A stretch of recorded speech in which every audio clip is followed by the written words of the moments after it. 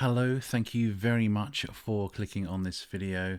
I have to be a bit quiet because it's nearly 1 o'clock in the morning here. I've just watched Let It Be on Disney Plus. So I thought I'd give you my review, my takeaways from it.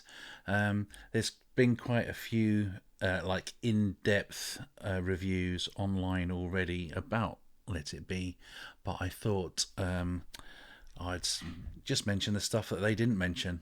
So here goes. On Disney Plus, it does start with a short interview between Peter Jackson and Michael Lindsay-Hogg. I've got notes, by the way.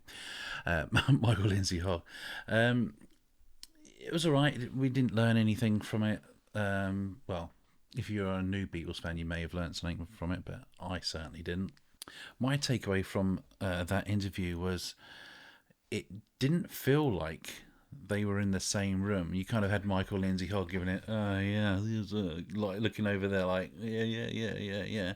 But Peter Jackson was kind of like, so your footage was, I can't do accents. Your footage was amazing, and it felt a bit disjointed. Is that a word? It is now. Throughout the entire film, it's quite clear that like Paul's in charge, and he was completely on fire. He was just amazing throughout this entire film. To me, it kind of felt more like a Paul McCartney film because it was mainly focused on him. When there was set pieces where you could see them all playing, half the time the camera was just on Paul, and you just had like the back of John's head and Yoko just at the bottom of the screen. Yeah, but there was a couple of occasions where George looked bored. Ringo definitely looked bored on more than one occasion, but maybe it's because I've seen an interview where he said he just like sits on the drums and just waits around for something to happen, and then I'm needed. Here we go. So yeah, maybe. I love the song Susie Parker. Did that ever get an official release? Was it on the? I don't think it did. Did it? Don't think it did. Anyway, love that. I love that. It's great. I've got to be quiet. The missus is asleep. She'd kill me if I wake her up. If you never see me again, you know why. The thing I liked about the Peter Jackson Get Back docu-series, as they're calling it, a docu-series, is that there was more Billy Preston in it. And, he got introduced, you saw him turning up, and it was lovely.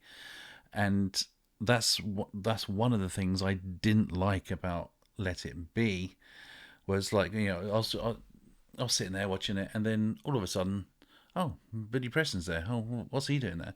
Now, if you was a casual watcher, you'd be like, who's this guy? And that actually brings him onto one of my favourite little bits in the movie. It's nothing special. Don't get me wrong, but I felt like maybe Paul McCartney was trying to show off in front of Billy Preston because Billy Preston's an amazing. He's amazing. But Paul McCartney's going, oh god, it's not turned on.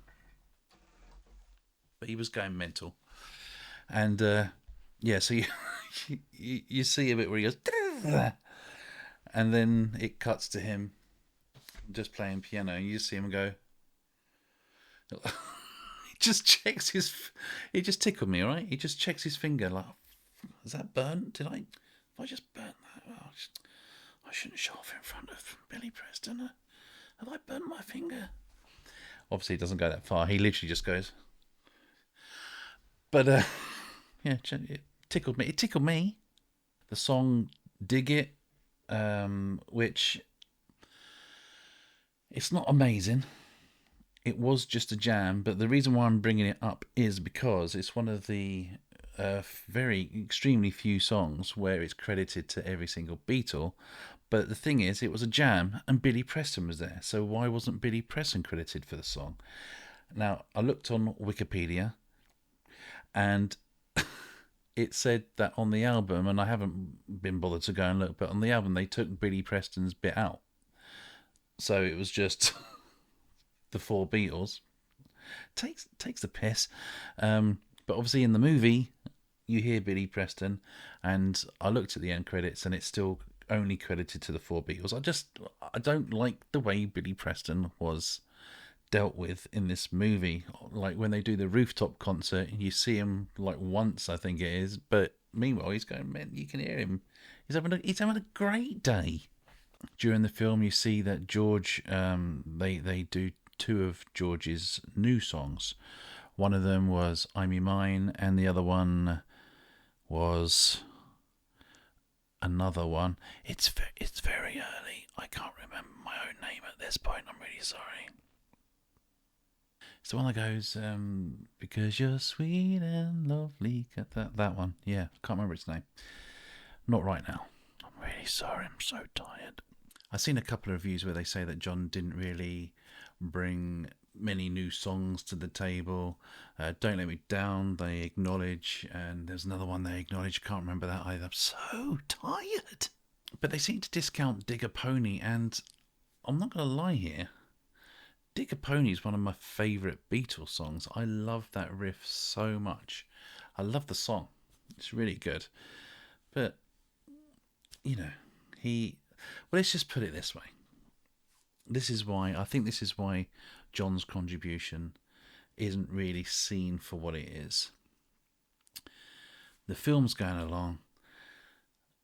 They have that silly rock and roll medley where Paul burns his finger on the piano. It's all silly. It's a great bit of George Black, and then all of a sudden, boom, it gets serious. We have Let It Be, followed by Long and Winding Road. And when I was watching it, I was like, oh, okay, this is what Paul's brought to the party. It is mental that both of those songs are weighty.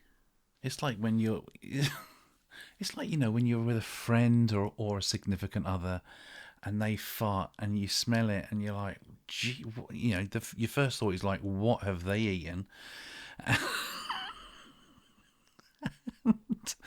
And whilst you're chewing on this fart there, you're like, what the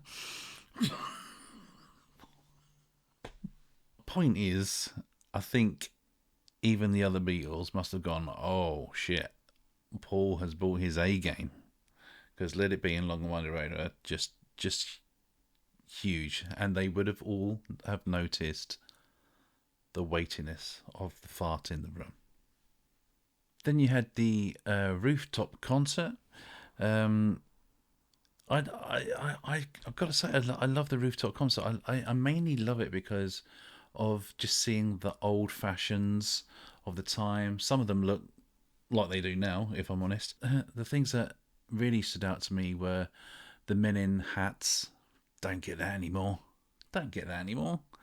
And also men with pipes. When was the last time you saw someone smoking a pipe? Well, I can't remember at all. But yeah, you see that. He looks like quite an old guy, but he just gets up on the roof and it's like. You don't get this shit in other reviews, do you? No. You come here for the quality. I've got two other notes here. One is Paul McCartney hairy neck. I think that was mainly to show how crisp the picture is. They've done a good job on the picture, but he had a hair like it was hairy here, and I'm just wondering if I've got that myself. But it was like hair. It was thick, but it was thick hair. He's got hairy neck. And the other thing that I've got here is police straps. Now, the policemen, they're all wearing their caps and they got this stupid strap in front of their face. And I don't know why they ever thought that was a good idea. How are you supposed to take anyone seriously with a bloody black strap in front of their face? Yeah. Come with me. You'd be like... mental. And that's pretty much all my takeaways from that movie. It's great.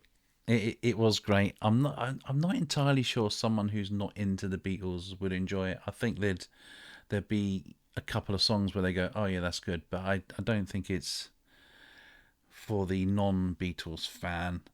Actually, I've got a quick review from my better half, which simply reads, "Could you turn it down a smidge, please?" So, not a fan. And that's all I've got to say about the movie. Thank you for watching. I know it wasn't an in-depth review, but hopefully you heard things here that weren't in the other reviews that you may have watched. They definitely wouldn't have mentioned weighty farts. I'm going to bet on that. But do you know what I mean? Someone farts and it's like, oh, what have you eaten? Jeez. You know, it thickens the air. The methane count goes up in the room. You know what I'm saying?